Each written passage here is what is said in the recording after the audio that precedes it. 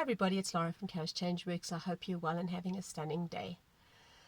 So today I'm going to carry on with our COVID toolkit, and I'm going to deal with how do we support one another at this time. I mean, the world is in lockdown.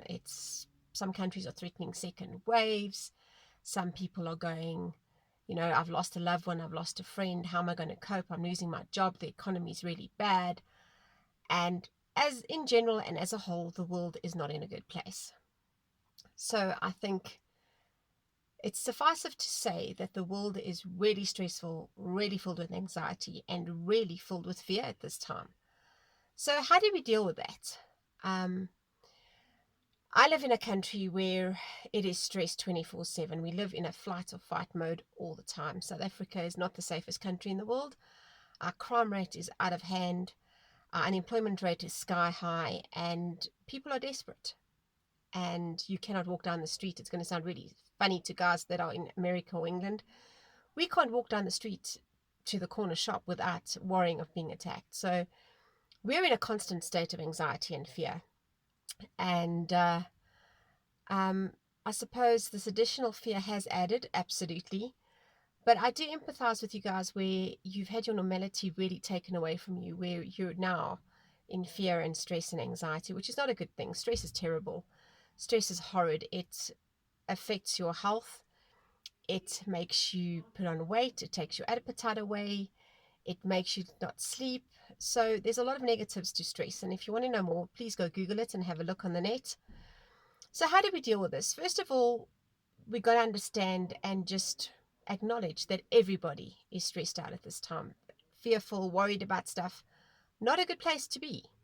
So how do we fix this? Well, first of all, I'm going to jump onto Mark's little analogy and Alan's analogy of being in a plane, and they tell you, in a case of emergency, when those oxygen masks come down, first apply to your own face, and then you can help those around you.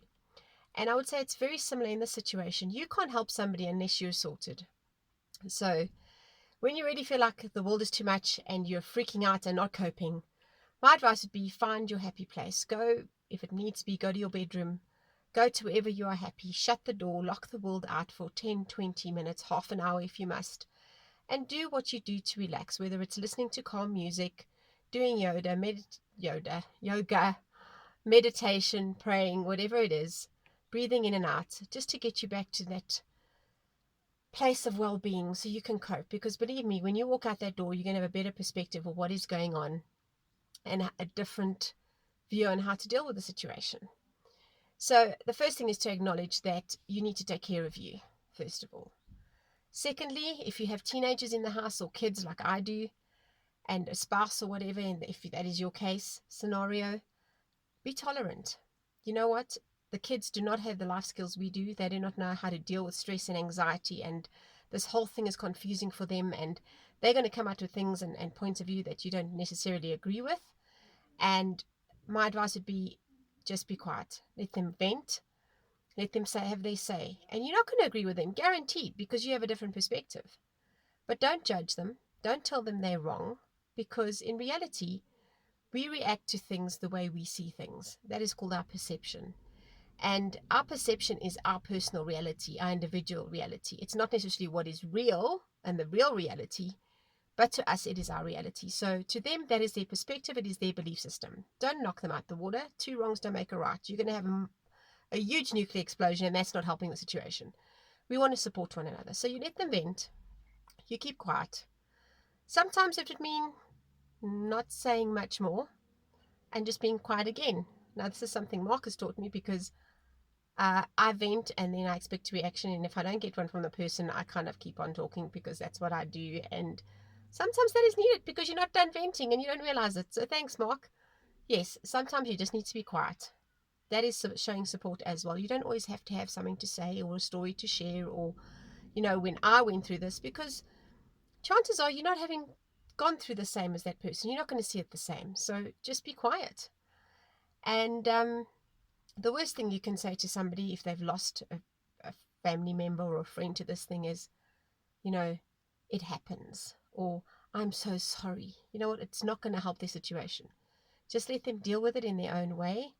If they explode at you, please don't explode back. Just let them vent. And if they're apologize, don't go into this lecture about how everything is going to be okay. Subconsciously, they know that. They don't need a lecture. They just need your support, a shoulder to cry on.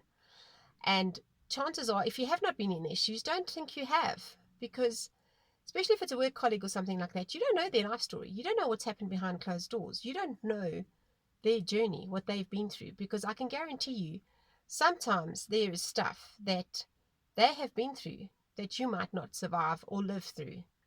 So have some respect for their experiences as well. Don't think you know everything, because you don't have all the answers. Some people think they do, and we have terms and names for those people and personality types that are like that. I'm busy on a series on personality, so you will get more info on that later. But you don't know everything. So sometimes it's good to keep your mouth shut. There's a saying that says silence is golden. So maybe do it that way. Keep quiet and let them vent. And if they do apologize, accept their apology with grace. Don't get on your high horse and, be all high and mighty. Just accept them and support them.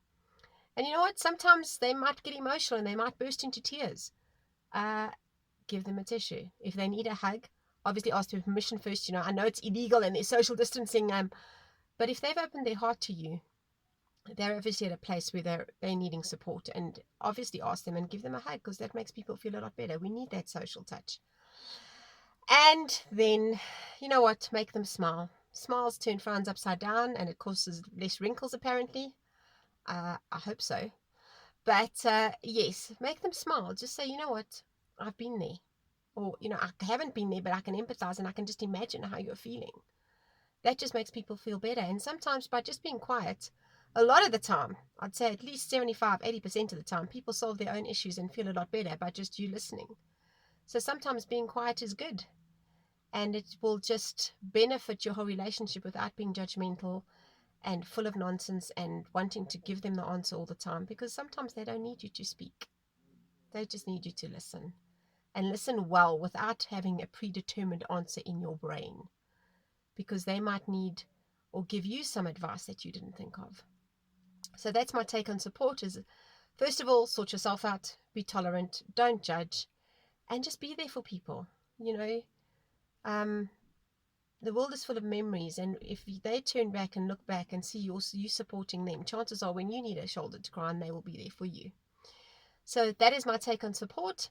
If this encouraged you and helped you in any way, please leave a comment in the comment box. You know the drill.